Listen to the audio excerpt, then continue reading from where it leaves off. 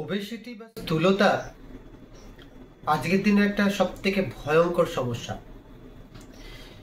আর এই মোটাপন বা স্থূলতা থেকে মুক্তি পাওয়ার জন্য বা সুস্থ একটা সুন্দর শরীর পাওয়ার জন্য আপনারা ইতিমধ্যেই অনেক ভিডিও দেখেছেন এবং অনেকেই সেগুলো মেনে দুবেলা ব্যায়াম করছেন, অতিরিক্ত ব্যায়াম করছেন, প্রচুর ঘাম ঝরাচ্ছেন এবং স্পুন মেপে খাওয়া দাওয়া করছেন। তার ফলে 2 মাস, 4 মাস বা 6 মাস পর আপনাদের মধ্যে যে সমস্যাগুলো দেখা দিচ্ছে সেগুলো হচ্ছে, প্রথমেই প্রেশার ফল করছে, কিংবা মাথা ঘুরছে, শরীর খুব দুর্বল হয়ে যাচ্ছে। তখন আপনারা ডাক্তারের কাছে যাচ্ছেন যে ডাক্তারবাবু, আমার এই রোগা হওয়ার জন্য এই ব্যায়ামগুলো করেছি এবং এই খাবারগুলো খাচ্ছি বা এইভাবে কম খাবার খাচ্ছি কিংবা উপোস করে থাকছি, তার ফলে আমার এইটা হয়েছে, কাজ করতে পারছি না, কাজে মন লাগছে না, দুর্বল লাগছে, ক্লান্তি লাগছে, এই সমস্যাগুলো হচ্ছে। আজ আমি এমন একটি লাইফস্টাইলের কথা বলবো যেটি সঠিকভাবে যদি মেনে চলতে পারেন তাহলে খুব সহজেই আপনাদের এই সমস্যাগুলো নিজেরাই সমাধান করতে পারবেন। সবথেকে মজার জিনিস, সমস্ত কর্মব্যস্ততার মাঝেও খুব ভালোভাবে মেনটেন করতে পারবেন। কোনো মিথ্যা প্রতিশ্রুতি আমি দেব না যে 10 দিনে 12 কেজি ওয়েট কমে যাবে বা 7 দিনে 15 কেজি ওয়েট কমে যাবে বা 15 দিনে 30 কেজি ওয়েট আপনি কমে যাবে। এই সমস্ত লাইফস্টাইল করলে এই ধরনের মিথ্যা প্রতিশ্রুতি আমি দেব না। আচ্ছা, একটা কথা ভেবে দেখুন তো, যখন আপনার মেদ তৈরি হয়েছে, পেটে হোক বা চিবুকে হোক কিংবা যে কোনো জায়গায়, যে মেদটা আপনার তৈরি হয়েছে সেটা কি একদিনে হয়েছে? তা নয় তো। এই মেদ তৈরিটা ধীরে ধীরে ধীরে ধীরে গ্রো করেছে, অনেকটা সময় নিয়েছেন। আনহেলদি লাইফস্টাইল এর সব থেকে বড় কারণ। তাহলে সেই মেদটা যদি আপনি কাট করতে চান বা কমাতে চান, ওজনটাকে নিয়ন্ত্রণে আনতে চান এবং সুস্বাস্থ্য পেতে চান, সেটাও কি সম্ভব খুব তাড়াতাড়ি? তাহলে সেটার জন্য আপনাকে সময় দিতে হবে। এটুকুই ভেবে দেখবেন এবং স্বাস্থ্যকর খাবার, একটা সুন্দর লাইফস্টাইল যদি মেনটেন করতে পারেন, খুব সহজেই আপনি নিজের একটা সুস্বাস্থ্যের অধিকারী হবেন। তো ফ্রেন্ডস, প্রথমেই বলবো একটি ড্রিঙ্কসের কথা।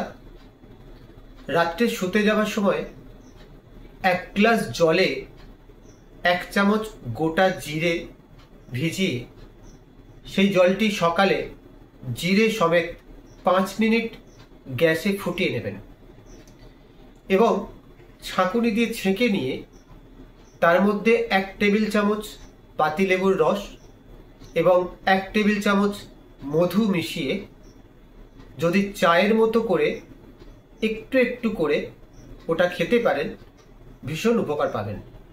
ব্রাশ করার আগে অবশ্যই খেতে হবে। জিরে আমাদের হজম শক্তি উন্নত করতে সাহায্য করে। লেবুতে আছে ভিটামিন সি এবং মধুতে আছে প্রচুর পরিমাণ অ্যান্টিঅক্সিডেন্ট। এই ড্রিঙ্কসটি নেবার পর 20 থেকে 30 মিনিট খুব দ্রুত পায়ে হেঁটে আসতে হবে এবং বাড়ি ফেরার পর 1 কাপ গ্রিন টি যদি নিতে পারেন, তার সঙ্গে একটু আদার রস মিশিয়ে, তাহলে আরও অনেক উপকার পাবেন।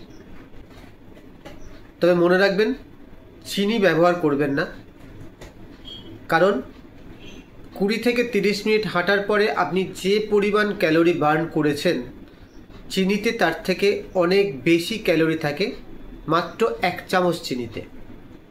এবার আসা যাক ব্রেকফাস্টের কথায়।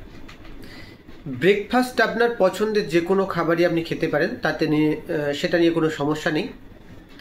তবে মনে রাখবেন, ব্রেকফাস্টে প্রোটিন অবশ্যই রাখবেন। প্রোটিন যদি ঠিকঠাক না থাকে তাহলে মাসল বা মাসেলের যে ক্যাপাসিটি, মাসেলের যে এন্ডুরেন্স, মাসেলের যে সহ্য করার ক্ষমতা, সেটা কমে যাবে। কারণ আমাদের মনে রাখতে হবে, আমরা ফ্যাট লস করতে চাই, মাসেল লস করতে চাই না। তবে ব্রেকফাস্টে অতিরিক্ত তেল, ঘি, বাটার এই জাতীয় জিনিসগুলো যতটা কম করা যায় ততই ভালো। এরপর আসি লাঞ্চের কথায়। লাঞ্চে আপনারা প্রথমেই যেটা করতে পারেন, এক বাটি স্যালাড খেতে পারেন। তাতে হবে কি, স্যালাডের মধ্যে ক্যালোরির পরিমাণ অনেক কম থাকে, অনেকক্ষণ পেটটা ভার রাখে। তাই লাঞ্চে যদি অনেকটা পরিমাণ স্যালাড খেতে পারেন, তাহলে কার্বোহাইড্রেট বা ভাত পরিমাণটা কম খেলেও পেটটা ভরে যাবে এবং ক্যালোরিটা কিন্তু শরীরের মধ্যে কম যাবে। যদি ক্যালোরি শরীরের মধ্যে কম যায় তাহলে তো ওয়েট লস হতে বাধ্য। এরপর মাছ, মাংস, ডিম এর মধ্যে যে কোনো একটা পদ আপনি আপনার খাবারে রাখতেই পারেন। ভাতের পরিমাণ চেষ্টা করবেন একটু কম খাবার। আর সব শেষে যেটা বলবো, একটু টক দই প্রতিদিন এটা খাওয়ার চেষ্টা করবেন। কারণ টক দই আমাদের পেটের মধ্যে গুড ব্যাকটেরিয়া তৈরি করতে সাহায্য করে। আর গুড ব্যাকটেরিয়া যদি পেটের মধ্যে বেড়ে যায় তাহলে ব্যাড ব্যাকটেরিয়াগুলো অবশ্যই মারা যাবে। যার ফলে হয় কি, হজম শক্তি উন্নত হবে। আর পেটের স্বাস্থ্য ভালো থাকা মানে শরীর তো সুস্থ থাকবেই। এবার আসা যাক বিকালের নাস্তায়। বিকালের নাস্তায় একটু মুখরোচক খাবার রাখতেই পারেন, যেমন ছোলা ভাজা, বাদাম ভাজা বা মশলা মুড়ি, বিভিন্ন উপকরণ দিয়ে মশলা মুড়ি। তবে হ্যাঁ, মশলা মুড়িটা অবশ্যই বাড়িতে বানানো হলে খুব ভালো হয়। এগুলো সন্ধ্যের সময় বা বিকালে নাস্তায় রাখতে পারেন, তাতে করে অনেকক্ষণ পেট ভার থাকবে। এবার আসা যাক ওয়েট লস করার জন্য সবথেকে গুরুত্বপূর্ণ টিপসটি, যেটি রাতের খাওয়া বা ডিনার বলা হয়ে থাকে। এই ডিনার বা রাতের খাওয়ায় লুকিয়ে থাকে আপনার ওজন কমানোর গোপন রহস্য। সেই রহস্যটা কি? রাতের খাবারে যখন আপনি শুতে যান, কেউ 10টায় ঘুমোতে যান, কেউ 11টায় ঘুমোতে যান বা কেউ 12টাতে ঘুমিয়ে যান,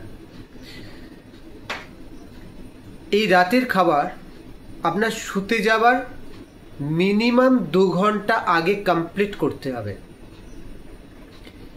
যদি করেন তাহলে ওই 2 ঘন্টার মধ্যে খাবারটা অনেকটাই হজম হয়ে যায় এবং হজম হয়ে যাওয়ার ফলে রাতের ঘুমটা খুব ভালোভাবে হয়।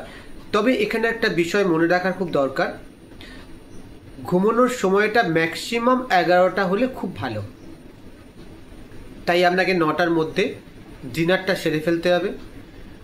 আর আরও ভালো যদি রেজাল্ট চান, আরও আগে ডিনারটা করতে পারলে খুব ভালো হয়।